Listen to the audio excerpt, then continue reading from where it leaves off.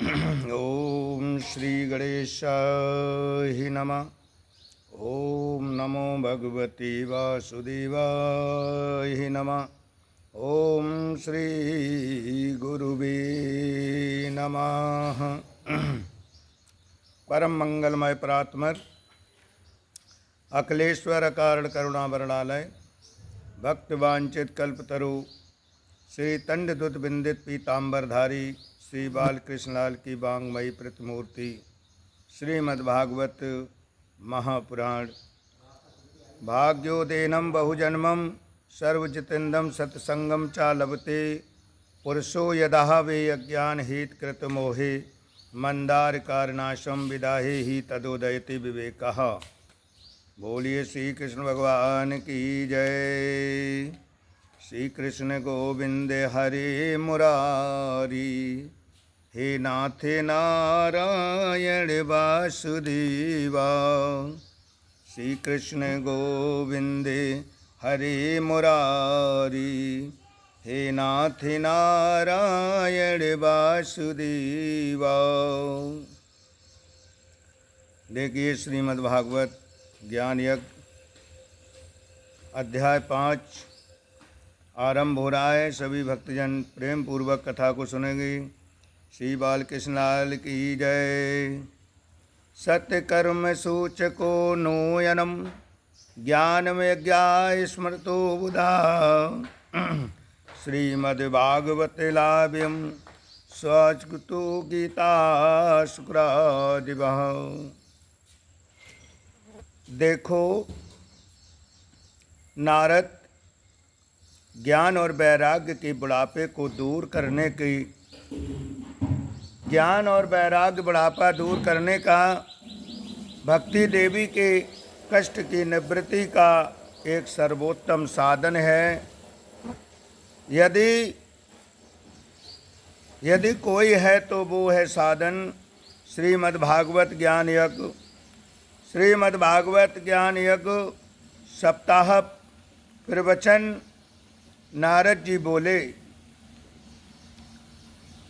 जी बोले लेकिन मैंने तो वेद का पाठ किया, वेदांत का पाठ किया, और वेदांत के पाठ से यदि कोई असर नहीं हुआ तो केवल भागवत से क्या होगा। श्रीमद्भागवत से अकेले क्या होगा। मैंने वेदांत का पाठ किया।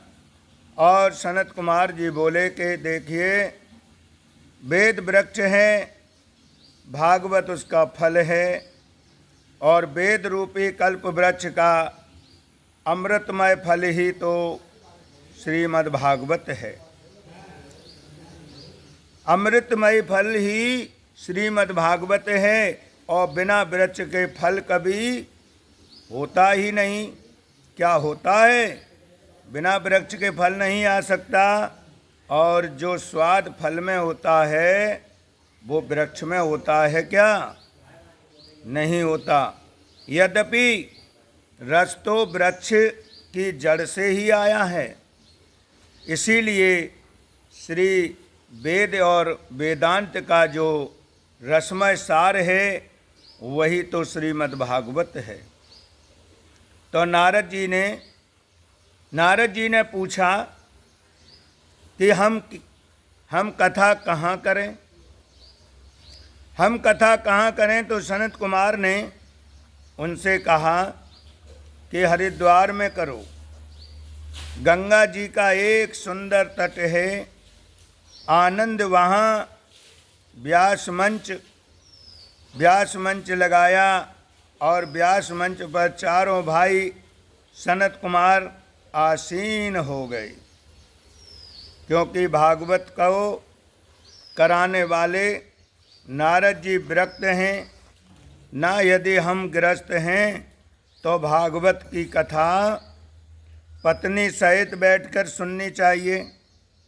और ये नियम है कि हर कार्य में पत्नी को बाहीं तरफ बिठाते हैं, लेकिन भागवत कथा में, श्रवण में और पूजा में पत्नी को दाहिनी तरफ बैठना चाहिए। पत्नी का अधिकार यज्ञ में दाहिनी ओर हो जाता है। बोलिए जय श्री कृष्ण भगवान की जय।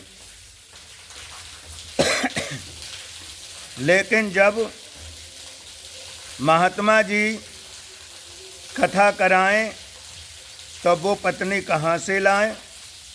इसलिए नारद जी ने अकेले बैठे हैं और 3 आसन सामने बिछा दिए, 3 आसन लगा दिए कि भक्ति, ज्ञान और वैराग्य के लिए। और कहा है कि हे भक्ति माता, आप आओ, आपके कष्ट की निवृत्ति के लिए ही हम भागवत कथा सुन रहे हैं। भक्ति देवी अपने दोनों पुत्रों के साथ आई। नारद जी यजमान बन गए और मुख्य श्रोता बन गए। तुलसी देवी का स्थापना किया। अब तो धीरे धीरे हजारों संतों की भीड़ लग गई।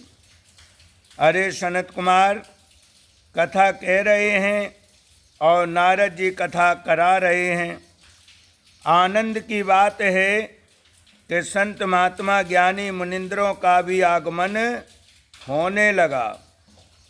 इतनी भीड़ होने लगी कि कुंभ जैसा वातावरण बन गया। जैसे कुंभ लगता है ना हरिद्वार में, इलाहाबाद में, उज्जैन में, नासिक में, ऐसे ही भीड़ होने लगी। भागवत का व्याख्यान करने लगे। भक्ति, ज्ञान और वैराग्य आकर आसन पर आसीन हो गए और सनत कुमार जी महाराज ने बड़ा सुंदर व्याख्यान और बड़ी सुंदर भागवत की महिमा का वर्णन किया। लेकिन शास्त्र कहते हैं कि शास्त्रों के बारे में कभी शंका मत करो। मन में शंका को बिठाकर रखना ही अपराध है। इसीलिए मन में शंका आए तो उसे तुरंत नोट करें। नोट करके और जब कथा विश्राम लेवे और जब भी समय उचित लगे तो व्यास जी से उस शंका का समाधान करो। सनत कुमार जी कथा सुना रहे हैं और भक्ति अपने दोनों पुत्रों के साथ आकर विराजमान हैं, लेकिन किसी को दिखाई नहीं दे रही। नारद जी ने सनत कुमार जी से कहा, मैं आपसे एक प्रश्न कर सकता हूँ? एक प्रश्न कर सकता हूँ, बोलिए, पूछिए। तो नारद जी ने पूछा, यदि कोई भक्ति व्यक्ति भागवत श्रवण कर मुक्ति पाता है तो आश्चर्य नहीं है, और यदि कोई ज्ञानी पुरुष भागवत श्रवण कर और मोक्ष को प्राप्त करता है तो आश्चर्य नहीं है। परंतु क्या किसी पापी व्यक्ति को भागवत सुनने से मुक्ति मिल सकती है? सनत कुमार ने बहुत सुंदर व्याख्यान किया और क्या कहा, हे मनवा पापिकृत सूत्र सर्विदा और तदा दुराचारिता निर्भाग्य क्रोधाग्निद्या कुटिलाशर कामना सप्ते ज्ञानम कलो पुनीतिता।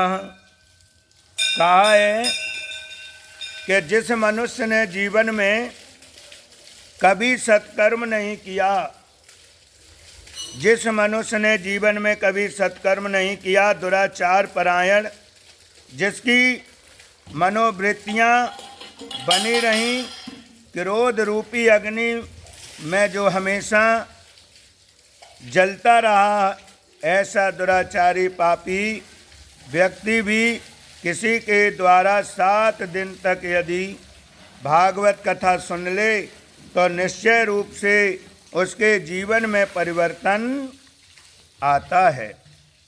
जिसका जीवन सत्य से हीन है और जो सत्य और संभाषण नहीं करता, जो माता पिता की सेवा नहीं करता, जो वर्ण संकर पद्धति से उत्पन्न हैं, ऐसे वर्ण संकर पद्धति का मतलब है कि माँ किसी बिरादरी की और पिता किसी दूसरी बिरादरी का। ऐसी परिस्थिति से भी जो व्यक्ति उत्पन्न है वो 5 प्रकार के उग्र पापों में जिसकी प्रवृत्ति रही हो, वो भी 7 दिन तक भागवत सुन ले तो उसका मन भी पवित्र हो जाता है।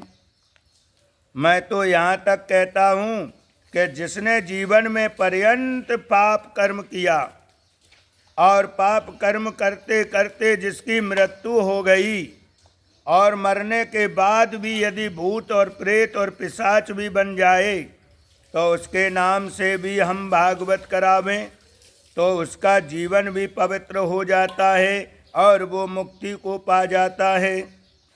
तो नारद जी बोले, महाराज ये बात हमारी समझ में नहीं आई कि जीवन पर्यंत और पाप कर्म करने वाला व्यक्ति मरने के बाद भी प्रेत बनने के पश्चात भी भागवत सुनने से मोक्ष कैसे प्राप्त कर सकता है।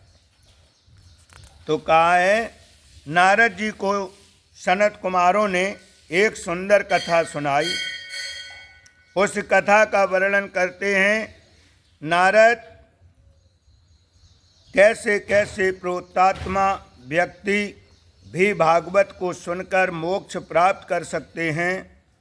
तो कहा है कि भजन के बिना कि हरि भजन बिने कहाँ विश्राम, अरे जप ले तू हरि का नाम, बिन हरि भजन कहाँ विश्राम। कथा में कीर्तन में जरूर करना चाहिए और ताली बजाकर कीर्तन बोलना चाहिए। जो कथा में कीर्तन गाते हैं ना उनके हृदय के जो पाप निकल जाते हैं और वो पाप निकल कर उनके सर पर जा बैठते हैं जो कीर्तन नहीं करते और ना बोलते हैं। कीर्तन में भजन और ताली बजाकर गाने से हस्तरेखाएं बदल जाती हैं और जो ताली नहीं बजाते हैं ना जी उनकी बढ़िया वाली भी रेखा गड़बड़ हो जाती है। जो कथा में या कीर्तन में ताली नहीं बजाते हैं और उनकी रेखाएं अच्छी हैं तो वो रेखा भी गड़बड़ हो जाती हैं। जय सीताराम, जय सीताराम। आचार्य सनत कुमार कहते हैं कि हे नारद जी को लक्ष्य करके और क्या कहा है, तुद्रवदता तटे पूर्वभूतप्यन्मतम यत्र वर्णा सर्वदेरणम सत्य संकल्प पराह। कहते हैं वो शंकर भगवान की जय। तुदब्रा यानी तुंगभद्रा नदी के किनारे एक बहुत सुंदर नगर था। तुंगभद्रा नदी के किनारे एक बहुत सुंदर नगर था। उस नगर का नाम था उत्तम नगर और वर्णाश्रम धर्म का पालन करने वाले सभी श्रमभ्रांत लोग उसमें वास करते हैं। उसी नगर में एक पंडित जी महाराज रहते हैं जिनका नाम है आत्मदेव। और आत्मदेव का सात्विक भाव होता है कि आत्मा में देव तत्व का जो जिसने दर्शन किया वो आत्मदेव है। पंडित जी बहुत सुशील हैं और परिमितवासी हैं और मित्यव्ययी हैं। कर्मकांड में बड़े प्रवीण हैं। यद्यपि व्रति थोड़ी लोभमयी है, बाकी उसमें सब सद्गुण हैं, लेकिन जैसे सद्गुण संपन्न और पीड़ित आत्मदेव हैं, बिल्कुल उनके विपरीत उनकी भार्या हैं। नाम भी बड़ा विचित्र है। उनका नाम क्या है? पंडित जी की घरवाली का नाम धुंधली देवी। जैसा नाम और वैसे ही उनमें गुण हैं, और यथा नाम तथा गुण। तो क्या कहा है? ये जो धुंधली देवी हैं, इनमें एक बड़ी भारी विशेषता है। क्या विशेषता है? और ये विशेषता उसी नारी पर आ सकती है जिस पर भगवान की विशेष कृपा हो। अब धुंधली देवी में विशेषता क्या है कि पति तो जाते हैं बेचारे पूजा पाठ करने यजमानों के घर में, और शाम के लौट कर आते हैं। दिन भर पत्नी का ही साम्राज्य रहता है। घर पर कभी पड़ोसियों के झगड़ा लेना, कभी सामने वाली से झगड़ा करना, कभी मनोरंजन कर लेना, ये उनका रोज का धर्म है। बड़ी कर्कशवाड़ी हैं, बोलती हैं तो लगता है कि जैसे मिर्च छिड़क दी हो।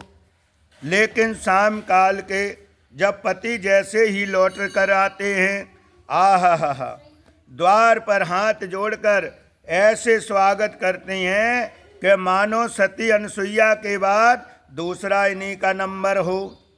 और ये विशेषता सब में नहीं हुआ करती। बनावटी प्रेम बहुत आता है। बंगाल में एक कहावत आती है कि यदि अति भक्ति चचेरे लक्ष्य, कोई ज़्यादा बनावटी भक्ति दिखावे तो समझ लो इसके अंदर गड़बड़ है। जो ज़्यादा बनावटी प्रेम दिखावे, ज़्यादा बनावटी बातें करे, समझो वो बदमाश है। और ये शास्त्र की बात है कि परमात्मा को बनावटी अच्छा नहीं लगता। बोलिए राधा कृष्ण भगवान की जय। तो यहाँ पर भगवान ने कहा है कि निर्मल मन जन सोहि मोहि पावा, और मोहि कपट छिल छिद्र न भावा। भगवान कहते हैं हमें वो भक्त बढ़िया लगता है जिसका मन निर्मल हो। जिसका मन निर्मल हो वही मुझे प्रिय है, और जिसके अंदर छल और कपट है वो हमें बिल्कुल अच्छा नहीं लगता। तो कहा है कि परमात्मा कहते हैं कि तुम दिखावा मत करो।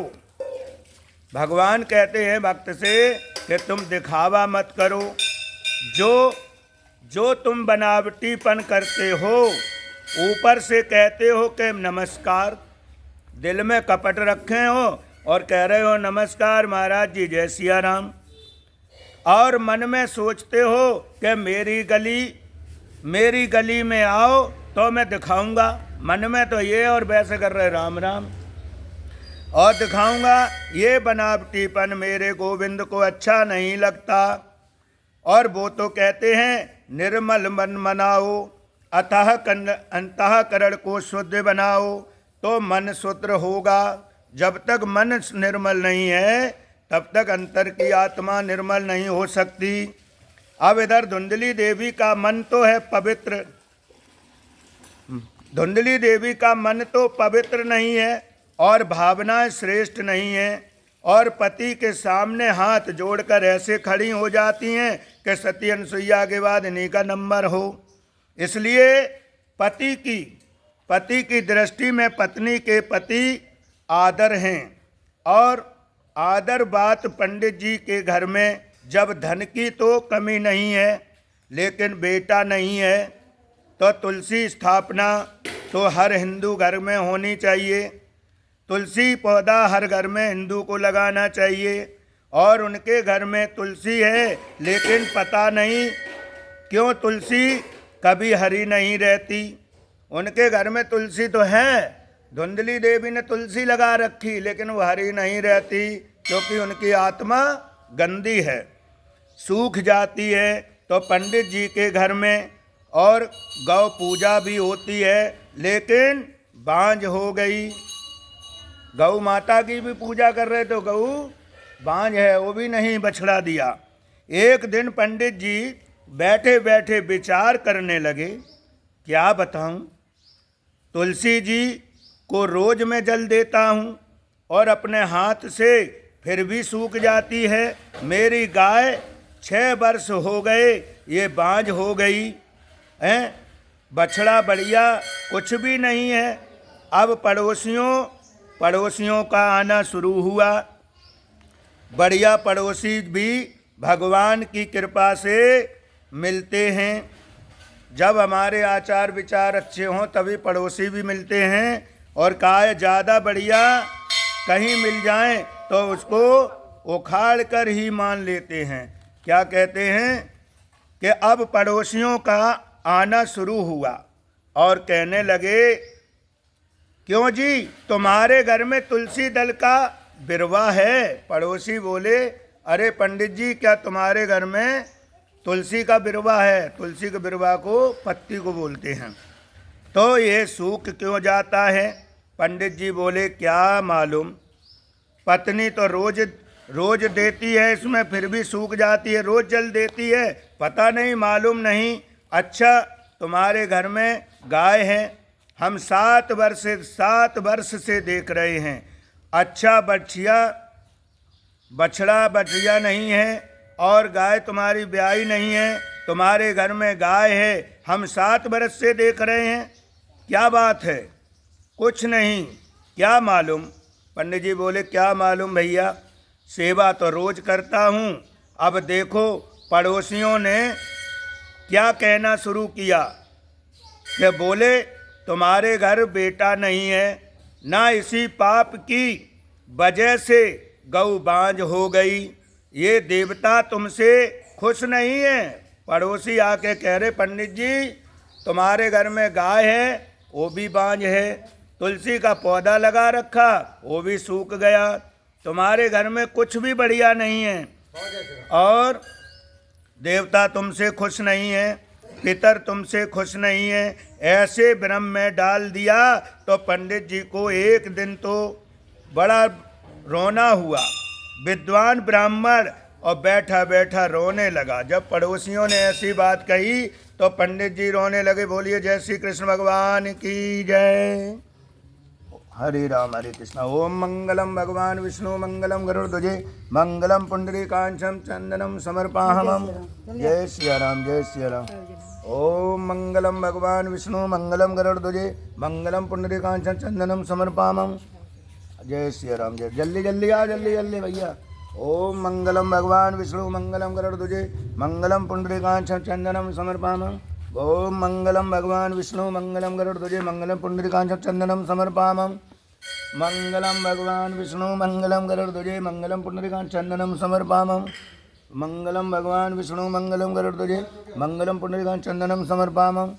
ओम मंगलम भगवान विष्णु मंगलम गरुड़ध्वजे मंगलम पुंडरीकाक्षं चंदनम समर्पयामि। ओम मंगलम भगवान विष्णु मंगलम गरुड़ध्वजे मंगलम पुंडरीकाक्षं चंदनम समर्पयामि। जय श्री कृष्ण भगवान की जय। राधा रानी की जय। अब ब्राह्मण बेचारे, एक दिन वो विद्वान ब्राह्मण बैठा बैठा रोने लगा, और मैंने पाप कर्म किया है, इसीलिए मेरे पुत्र नहीं है, इसीलिए मेरी गौ बांझ हो गई और घर छोड़कर वन में चले गए। ब्राह्मण जी रो रो करके और अपना घर छोड़कर जंगल में चले गए, वन में चले गए। 4-5 दिन हो गए। वन में बैठे बैठे पंडित जी रोदन करते हैं, रो रहे हैं। पंडित जी वन में जा करके रो रहे हैं, जब तक पुत्र प्राप्त का वरदान मुझे नहीं मिलेगा, मैं लौटकर घर नहीं जाऊंगा। पंडित जी ने संकल्प कर लिया कि अब मैं घर नहीं जाऊंगा जब तक हमें पुत्र की प्राप्ति नहीं हो जाएगी, घर नहीं जाऊंगा। तो कोई संत उधर से जा रहे थे, उधर से एक महात्मा जी आ रहे थे, और उनका चेहरा रोता हुआ देखा तो ये कहते हैं, ये कैसे होगा? आदमी कितना मूर्ख है, कितना बुद्धिमान है, और कितना नासमझ है, कितना धनवान है, कितना निर्धन है, कितना सच्चा है और कितना बनावटी है। ये प्रत्येक आदमी के चेहरे पर ही लिखा रहता है, कहीं घूमने की ज़रूरत नहीं है। और ये समझने को 1.5 मिनट में ही ज़्यादा से ज़्यादा समय नहीं लगता। पंडित जी वहाँ पड़े पड़े रो रहे थे और उधर उधर उधर से एक संत निकल कर जा रहे थे। महात्मा जी ने देखा और देखकर समझ गए कि ये विद्वान ब्राह्मण लेकिन दुखी है। तो पास में आकर संत ने बड़े स्नेह से पूछा, पंडित जी क्या हुआ, क्यों रो रहे हो? तो कहा है कि कथनम रोदस विप्रत्वमं काते चिंता बलीयसी बदत्वमं स्वस्त्रम मह स्वस्यम दुखस्यम कारणम। बोलिए जय श्री कृष्ण भगवान की जय, राधा रानी की जय, श्रीमद् भागवत महापुराण की जय। कथा यहीं पर विश्राम होती है। आरती शुरू हो रही है, सभी लोग आरती को सुनेंगे।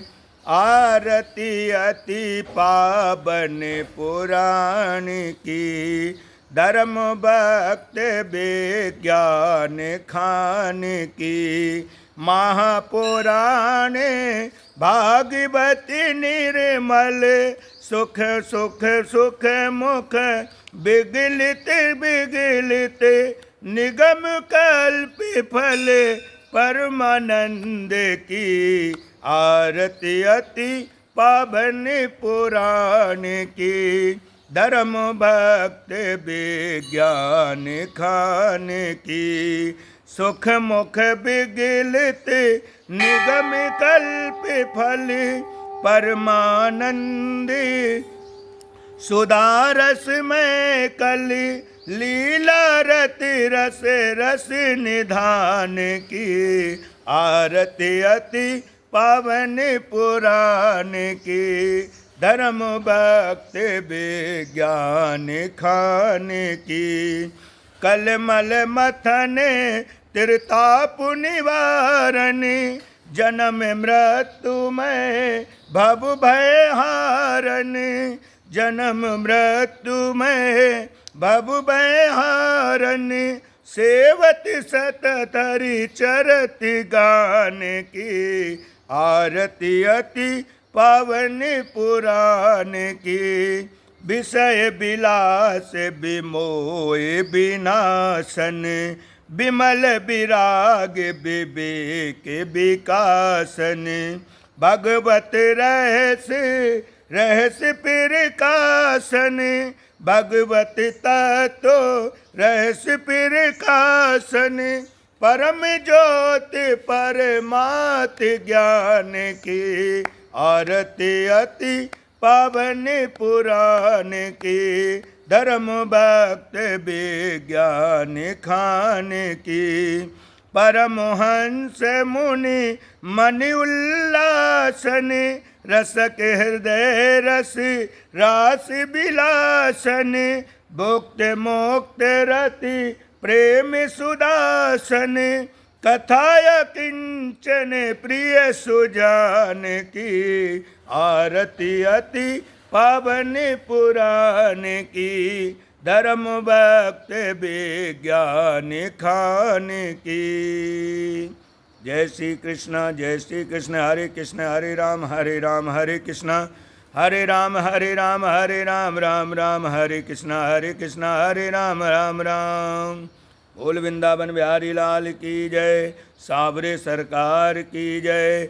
श्रीमद् भागवत ज्ञान यज्ञ महापुराण की जय। जय श्री राधे जय जय श्री राधे जय जय श्री राधे श्याम।